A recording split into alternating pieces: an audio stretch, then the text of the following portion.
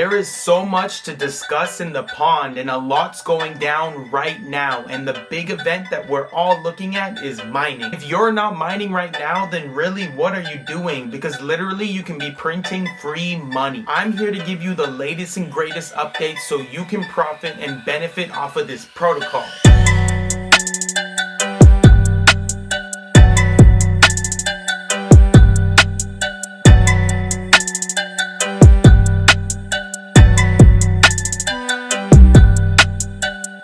Hello everybody, and welcome back to another episode of the Crypto Compass, your guide to everything crypto. Yes, I'm still on vacation, so I'm having to record wherever I am, so please bear with me, but I'm still here to give you all of these updates. So as you all know, we are currently mining, and we are mining the wrapped Pond coin. And mining just involves having our computers solve puzzles so that we can get rewards. So essentially, we're using our computer as a mining rig, and based off of how fast and efficiently it can solve these problems, that's how much wrapped pond we're going to receive. Now, of course, there are a lot of factors and a lot of versions of mining have already come out. We are currently sitting at version 9 and we have speculation of 2.0 coming out. So far, it has been a journey with the early versions having you struggle just to activate the mine and actually get the reward, up until now with the current version, which allows us to easily join and start mining almost instantly. But of course, there are rules to it, and there's a concept called slashing, which basically means that you don't give the mine enough period between mines. So basically, you're mining way too much, and because of that, you're working overtime on the mining rig, which causes it to slash your rewards or basically give you no rewards at all. So something to keep in mind is having a grace period between your mines, and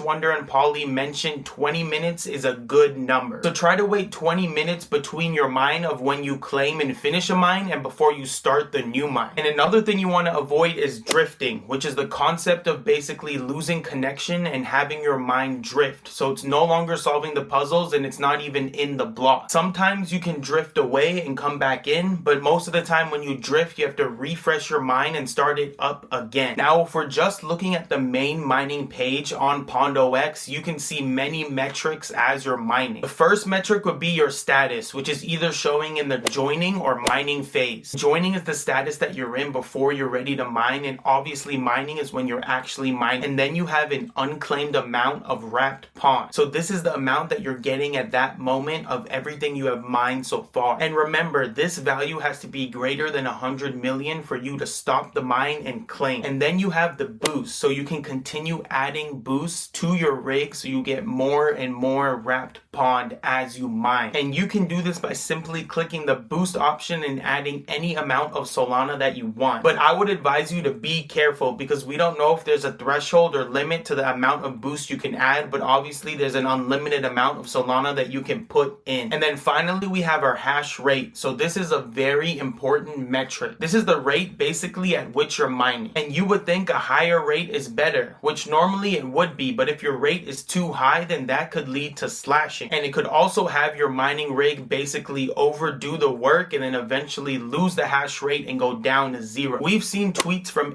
Wonder saying the sweet spot for the hash rate is around 200 to 400. But that doesn't mean if you're mining around 500 to 600 that you're necessarily doing something wrong. But what we've seen is that the lower hash rates are normally getting more wrapped pond as the unclaimed rewards. As of this moment, we don't have any idea of how to lower that hash rate, but people have been speculating that if your connection is not as strong, then maybe you can have a lower hash rate. The goal of the lower hash rate is basically to have a steady and consistent mine, rather than mining way too much all at once with a high powered hash rate, because we all know slow and steady wins the race. So as you're mining, you'll see the hash rate fluctuate, and when you see it go super high, I would recommend that's when you stop and claim. Because another thing that you need to know is that if you let your hash rate go to 0 and then you claim, you may not be able to get that claim at all, because essentially you let your mining rig go until fail. But as of this moment, we don't know if it is or isn't rewarded. But I would say it's better to be safe than sorry, and never let your hash rate go to 0, and definitely claim before that. And whenever you do claim, there are options on the website below the mining metrics, and there's a tab called queue. So as soon as you claim, you should see your address and the amount you claimed and also the time for your mine. As long as you see it in the queue, then you should expect that amount to eventually hit your wallet. And a lot of people are getting impatient saying my claim is not coming and calling the project a scam, when in all reality you just have to wait a little bit and eventually it will hit your wallet. In the meantime, you can just continue mining and continue adding claims to the queue. Remember that a lot of people are mining and the queues take a while to process out. One tip that I would recommend is maybe writing down your total amount of claims so you can keep a track record of it, and that way you have an understanding of what amount you have mined. Another thing that is interesting is that we are mining wrapped pond, but we still have PNDC and pork on the ethereum chain. That just tells me each of these coins have a different function, and at the end of the day they all have their own value. So I wouldn't necessarily go around thinking that one of these coins is just going to plummet. It seems like they all play a major part in the ecosystem. After mining all this wrapped pond, we do have the ability to spawn it into pork, and originally we saw the vial fill up, but we haven't reached 100% yet. And the vial is just a metric that's showing how much wrapped pond has been mined, and after a certain amount is mined, then spawning will open up. And at this point we believe that we'll be able to use our boost badges to spawn more. We will most likely receive that pork from the spawn on the ethereum chain, unless we have some kind of fork that comes on to Solana. Remember that we are still in the early stages of this project, so all you have to do now is just be along for the ride. Also know that you're able to mine on either a computer or your phone, which is very nice because you can make it super portable and on the go. You're constantly seeing new rollouts and updates coming from the team, so I would say definitely stay in the know and follow the project closely. And a lot of alpha has been given out, so you just need to follow these rules and then you will benefit off of it. These are super exciting times, and if you're still confused and you have no idea how any of this works, then you can reach out to me and I can get you set up in my coaching program. I can sit down with you one-on-one and break down every single one of these plays and show you exactly how to mine, and when spawning comes up, I can do that too. So reach out today by following the link in the description below. And don't forget, I'm putting videos out like this every single week, so if you like what you're seeing, please